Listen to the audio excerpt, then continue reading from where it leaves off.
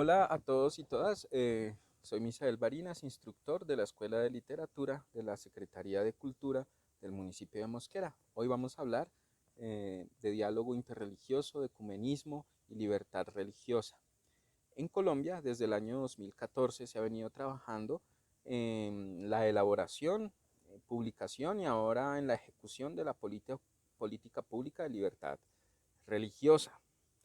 También en la Constitución Política, en el artículo 19 está consagrada la libertad religiosa para cualquier colombiano o cualquier colombiana. En, en el transcurso de estos años, desde el 2014 hasta 2022, se ha avanzado fundamentalmente en dos cosas.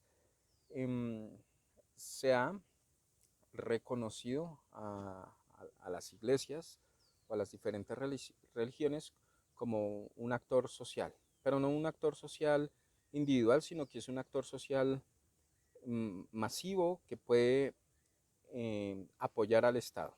Y eso es muy importante. Se le está dando ese reconocimiento.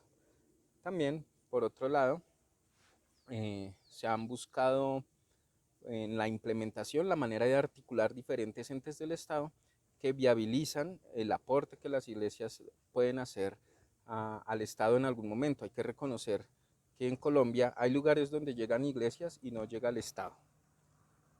Sin embargo, en medio de este ejercicio también debemos recordar y tener presente que si bien todas las iglesias y las libertades religiosas tienen derechos adquiridos, también como sociedad debemos pensar de manera muy madura algo que nos puede suceder y es que las religiones también sienten que la verdad está en su interpretación o en su visión de la vida, ¿sí? Y eso debe tener un manejo adecuado. Cuando hablamos de ecumenismo, hablamos de el diálogo entre las diferentes religiones que se ubican dentro del cristianismo. Estamos hablando de los protestantes, protestantes luteranos, calvinistas, el catolicismo, la iglesia ortodoxa, todos los que están en el marco del cristianismo. Cuando hablamos de diálogo interreligioso, hablamos del diálogo entre las diferentes religiones para llegar a puntos comunes en cuanto a sus visiones y a sus planes, ¿sí? Pero es necesario también tener en cuenta que como se debe garantizar la libertad de cultos, también se debe garantizar la libertad de todas las personas en cuanto a su pensamiento y su manera de sentir.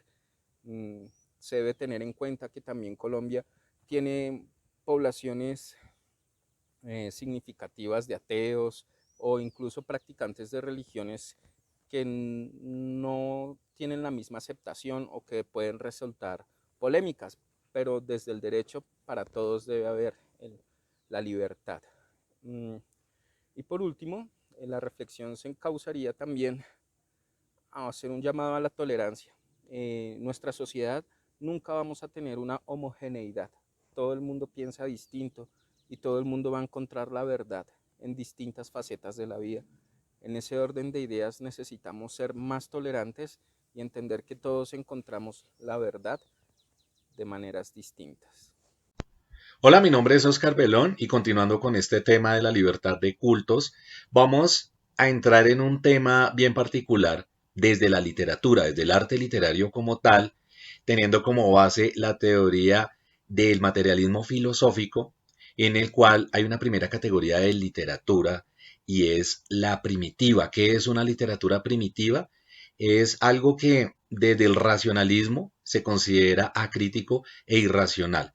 Es decir, son todas aquellas teorías del nacimiento, de la evolución, de la creación, de la humanidad, del universo, del ser humano, que tienen como punto de partida eh, unas argumentaciones que al día de hoy no son necesariamente compatibles con pues el desarrollo que ha tenido la humanidad.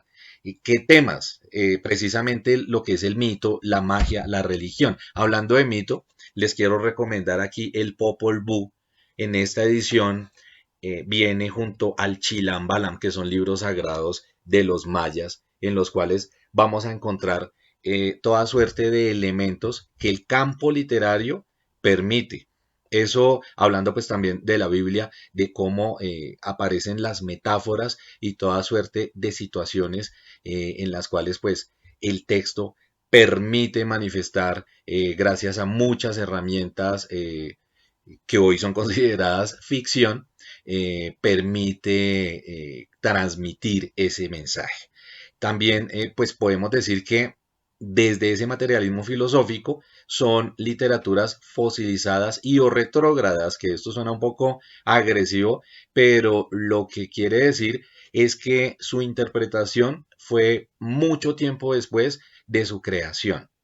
Entonces, ¿qué pasa? Conforme van pasando los años, las herramientas técnicas de análisis literario acentúan la importancia de entender esto como un texto meramente metafórico o como una herramienta que su autor haya utilizado para validar un mensaje del cual, pues, como lo decía anteriormente, son teorías de creación y evolutivas. Y también les quiero recomendar la fabulosa Divina Comedia de Dante Alighieri, una obra que pues sin duda tiene una influencia de una purga, una vida después de la muerte, basada en un Dios omnipotente, todopoderoso, infierno, cielo, limbo, purgatorio, etcétera. Siglo XIV, Dante Alighieri, muy citado hasta el momento, muy influyente en muchos otros autores de los cuales muy seguramente más adelante estaremos hablando. Recuerden que somos Escuela de Literatura de Mosquera.